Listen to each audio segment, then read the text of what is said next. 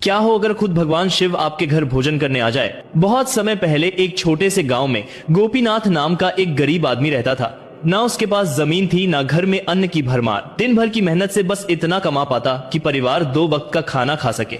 लेकिन उसकी गरीबी कभी श्रद्धा को कमजोर नहीं कर सकी। गोपीनाथ हर सोमवार भगवान शिव का व्रत रखता और पास के मंदिर में जाकर बेलपत्र, जल और थोड़े से चावल चढ़ाता। गांव वाले उसका मजाक उड़ाते, अरे खुद का पेट भरता नहीं और भगवान को चढ़ावा चढ़ाने चला है। पर गोपीनाथ मुस्कुराकर कहता, भगवान धन से नहीं भक्ति से प्रसन्न होते हैं। सावन का महीना आया। पूरे गांव में भव्य भंडारे चल रहे थे। धनी लोग तरह तरह के पकवान बनवाकर भक्तों को खिला रहे थे। गोपीनाथ का मन भी हुआ, काश मैं भी शिव जी को भोजन अर्पित कर पाता।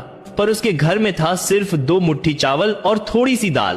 पत्नी बोली, इतने से अनाज से हम ही मुश्किल से जिएंगे, बच्चों को क्या खिलाओगे?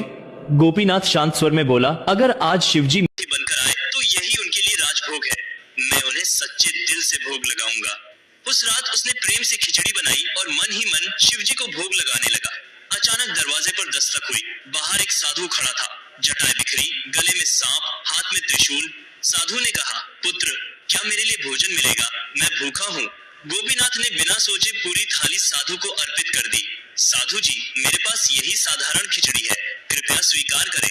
साधु मुस्कुराए और भोजन करने लगे। खिचड़ी खाते खाते साधु का रूप बदल गया। वे स्वयं भगवान शिव रूप में प्रकट हो गए। शिव बोले, गोपीनाथ, तूने मुझे प्रेम से जो भोजन कराया वह स्वर्ग के अमृत से भी बढ़कर है। तेरे घर में भले अन्न कम है, पर तेरे हृदय में भक्ति का खजाना भरा है। भगवान शिव ने प्रसन्न होकर कहा, आज से तुम्हारे घर अन्न कभी कम नहीं होगा और तुम्हारे बच्चे सदा सुखी रहेंगे। इतना कहकर वे अंतर्धान हो गए। उस दिन से गोपीनाथ का घर कभी खाली नहीं रहा। गांव वाले जो उसका मजाक उड़ाते थे, वही अब उसकी भक्ति की सराहना करने लगे। भगवान सोने चांदी के भोग से प्रसन्न नहीं होते, वे भक्त के प्रेम, विश्वास और सच्चे मन को स्वीकार करते हैं। वीडियो अच्छा लगा हो तो लाइक, सब्सक्राइब करें।